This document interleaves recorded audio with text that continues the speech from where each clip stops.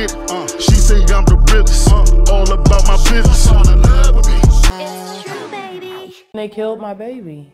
In September of 2022, Leah Joseph opened her front door to police, there to take her 2-year-old child, Panache Petry.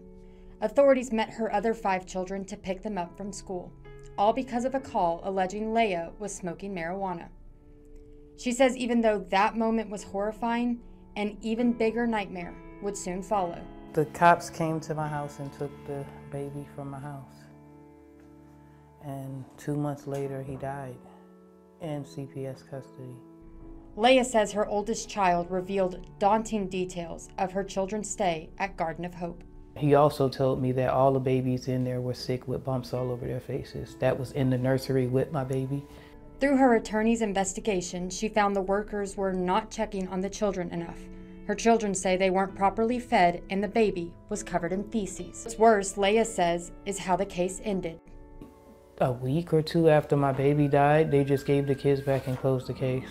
So now, they are fighting for answers. We're going to start the legal process next, and we're going to start discovery, and we're going to start making people answer for what they did.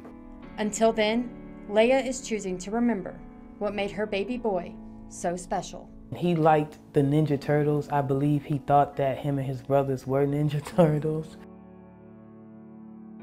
Vic Feazell has spent decades in law and served as the McLennan County District Attorney. He says this case is appalling.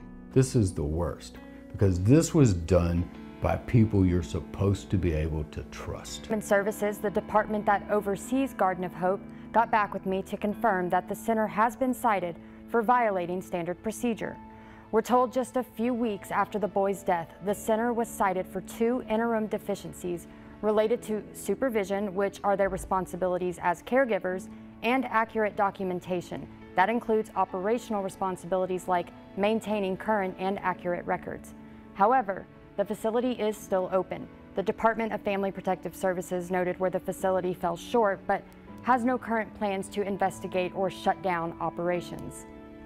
This confirms what was discussed yesterday at the attorney's office. Through their investigation, they found that the children weren't being checked on enough and that they were not properly documenting what was happening inside the walls of the facility.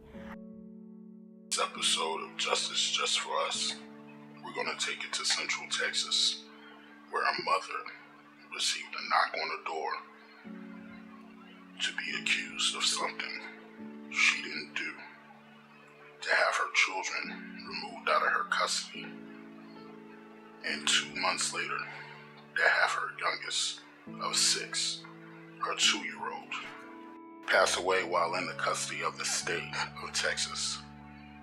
This story right here is the story of Panache Petry. Harker Heights, Texas. A mother of 6 is opening up for the first time since she lost her youngest son while he was in the custody of the Texas Department of Family Protective Service. Leah Joseph and her family want answers after the death of a 2-year-old son, Panache Petry. The toddler and his siblings was removed from the Joseph home in September of 2022 because of a call alleging the mother was smoking marijuana. Miss Leah Joseph will explain that even though the moment was horrifying, an even bigger nightmare will soon follow. The cops came to my house and took the baby from me. 2 months later, he died in CPS custody, she said. Joseph explained what happened during those 2 months through the eyes of her oldest child, with every story revealing daunting details about the stay at Garden of Hope Foster Care Center, a facility in Harker Heights, overseen by the Texas Department of Health and Human Services.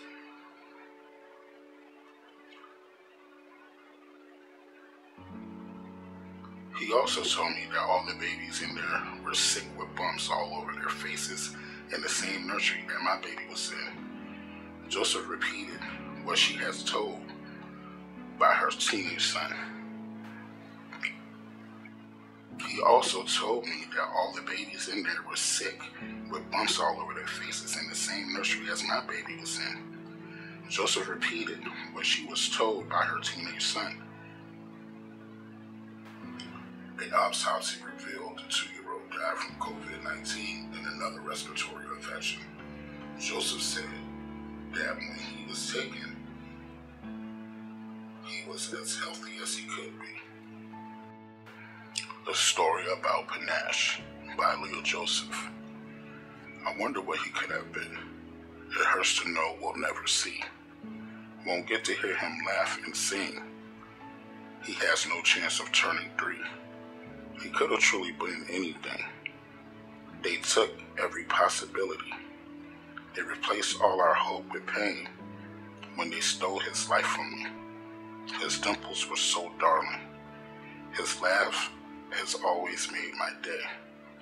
Watching him chase his brothers, trying to keep up as they play. All the things he could have been stolen away. We've been sentenced to life without him. The time gets harder every day. The boys feel so sad and lonesome. They no longer feel safe, knowing they could be snatched away at any time and brought to a terrible place. A place where they weren't comfortable and no one cares when they cry. A place where one day they came back from school and strangers let their baby brother die. Now for all the rest of the days, they will always wonder why. I hope that one day, long from now, they will meet their brother in the sky. Leah Joseph. Speaking with Miss Joseph personally, she has indicated to me that her children was returned to her shortly after her 2-year-old died, and the case was closed. Now, she's trying to bring awareness to this case and get justice for her, her children, their family, and most of all, Panache. How would you feel if you did nothing, absolutely nothing, to lose the custody of your children? But while your children is in the custody of the state, they tragically pass away. Miss Joseph and her attorney are now seeking justice and for someone to step up and rectify the situation. But since she lost her son, she's been getting stonewalled, ignored, and basically told to let everything be just how it needs to be. Garden of Hope is still open and fully operational, meaning there's more children that's probably suffering, although they have fired their complete staff that was caring for Panache Petry and his siblings. They're still open with a whole new staff tending to other children. I ask you, as parents, as future parents, as a human being, does this make any sense to you? Now, I come from a background where I know people that actually call CPS out of jealousy, out of pain, out of rage on someone, to have the children removed from the home to hurt the parent. Miss Joseph has actually taken several drug tests, which all came back negative. So she was an innocent woman who had her children taken away, and she fought every day to get the custody of her children back. And it was not until the death of young Panache that the rest of his siblings got to come home to their mother. We have to get justice for the Joseph family. We got to get justice for parents that's in the same situation. And most of all, we got to get justice just for us. You guys take care. You be safe. Make sure that you share this video so we can get awareness for Miss Leah and her family. There's a mother grieving. There's brothers missing their little brother. There's a void in the Joseph family home. And there's no justice. Until next time. Be safe.